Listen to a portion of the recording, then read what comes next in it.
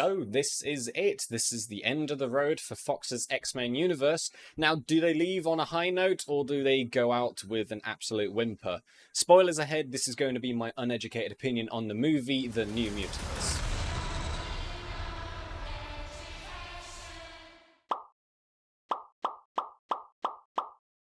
In my previous video, I was discussing Dark Phoenix's troubled production with it having multiple delays, but holy shit, that did not hold a candle to New Mutants at all. The original release for this movie was set on the 13th of April 2018, which was a Friday, so they were certainly testing their luck with that one. Then it was delayed to the 22nd of February 2019 and again to the 2nd of August that same year. And when Disney eventually acquired Fox, they pushed it back even further to the 3rd of April 2020 and eventually pulled it from all scheduling due to this small pandemic that was a bit of an inconvenience to the world. I'm not sure if you've heard of it. Later it was rescheduled and finally released in theaters on the 28th of August 2020, nearly 3 whole years after the first teaser trailer of the movie, the film finally breaking its cursed streak. In that time, Maisie Williams, who plays Wolfsbane, managed to kill off the House of Frey, execute Littlefinger, help some Stone Age cavemen save their land by playing football, not soccer, and forgets to use her collection of faces to kill the Night King, a moment I'm sure is beloved and everyone has massively fond memories of. Anya Taylor-Joy, who plays Magic, manages to witness a fight between a guy made of glass, someone with multiple personalities, and a dude who is strong but drowns in a puddle, and then goes on a quest to stop the Skeksis from threatening the Gelfling's planet and attempts to restructure the entirety of the Peaky Blinders, which doesn't work. And Charlie Heaton, who plays Cannonball, distributes evidence with a conspiracy theorist before getting together with Nancy, saves everyone except for Bob from a bunch of demodogs before putting his brother in essentially an oven, gets fired as an intern for harassing an old lady about rats, and then throws firecrackers at a giant goop monster. Okay, I'll stop. But other actors included in this movie are Blue Hunt as Danny Moonstar, Henry Zaga as Sunspot, and Elisa Braga as Dr. Reyes. I've debated on where to exactly start when discussing this movie, but let's get into the positives first. The horror aspects in this I really like a lot. There are some creepy imagery used, which may seem pretty tame for a lot of hardcore horror fans, but considering this is set in a franchise where there has not been that many genre-specific movies, it's really refreshing to see them have a good go at it. And I really like them having these characters not only struggle with being a mutant and being treated as someone that needs to be controlled in this world, but also becoming overwhelmed with their own fears, and that fear coming from one of the new kids in Moonstar themselves. The visual effects are pretty fucking solid considering this is a smaller scaled movie. Magic's arm with the sword looks great, and when shit kicks off at the ending, nothing really stands out in looking bad. Even the big grizzly bear at the end is awesome, along with Loki the Dragon looking pretty damn cute. And the director even wanted to shoot as much of this film practically as possible, with about 10% only being with green screen, which works massively in its favour. They reuse a couple of the shots from the children experimentation from Logan, and that gave me the impression that they might have tried to add a couple more things which links into the wider X-Men universe. And in researching this, I found out that they originally wanted to put Xavier and Storm in this movie, but because Apocalypse was, well, most certainly a movie, they chose not to. And again, I think that works in this movie's favour, with it just focusing on the small group of mutants going through their own contained journeys, especially with this short runtime. Now let's get on to the negatives. And speaking of the short length, this is an hour-and-a-half long movie, but by God does it feel a lot longer than that.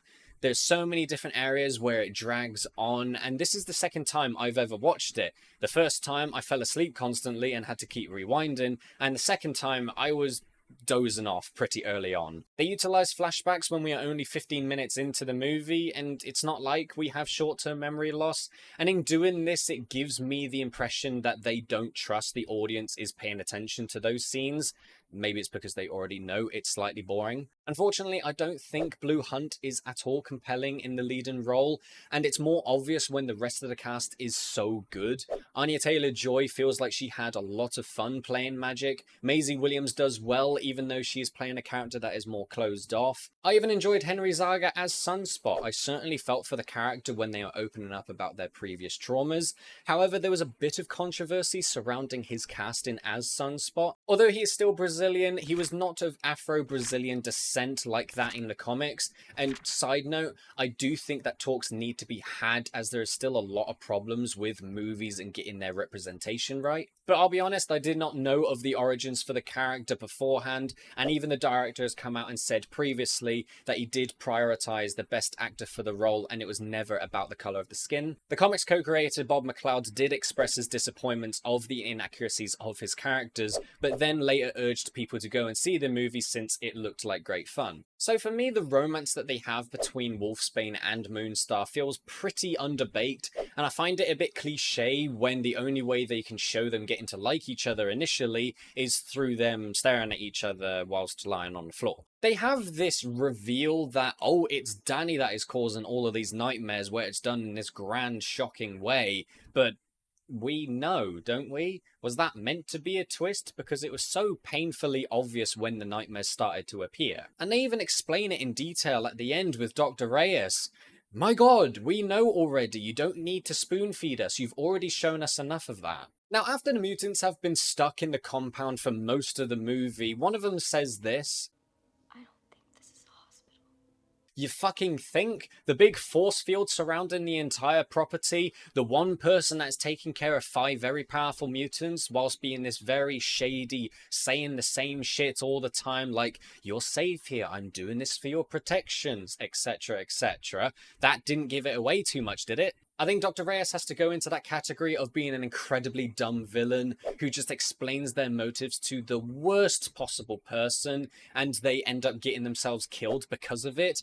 Absolute morons. Overall, I don't think this is the strongest movie when it comes to its narrative, but I do appreciate that the filmmakers want to go for its own vision within the horror genre. They certainly give a good swing of it, and whether or not it worked out, I'd rather have movies try and do something different. And with its constant delays and release during the pandemic, they couldn't do any reshoots for the movie, so ultimately it could have been a lot worse when you think about it. So the budget of this movie was between $67 and $80 million, and at the box office worldwide, this grossed $49.1 million.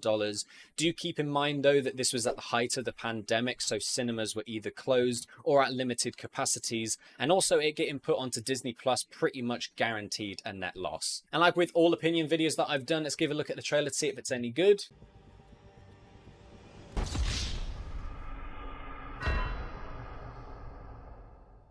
So I quite liked that trailer. Again, it sets up the full horror style, which is really refreshing to see from these movies, but I do also think that it does give away a bit too much, which people could easily predict the outcome. I really wish superhero movies especially would branch out more into really specific genre types like this one. It would certainly pique interest again, I think, especially after a lot of people are suffering from superhero fatigue. And that's about it. Thank you everybody so much for watching another video. If you liked it, give it a like, subscribe, ding the notification bells, share around with your friends and families, comment down below what you thought of the movie, give me constructive feedback on what I could do better for next time. If you want to see more of me, I'm on twitch.tv/VisakIans. There I've completed Bloodborne, going into Dark Souls 3. I also play games with my girlfriend Jem and my good friend Sir Razzie. We are going through Baldur's Gate 3 together and also Chained together, and we're losing our minds slowly but surely. Hope to see you there. Thank you everybody again so much for watching, and take care.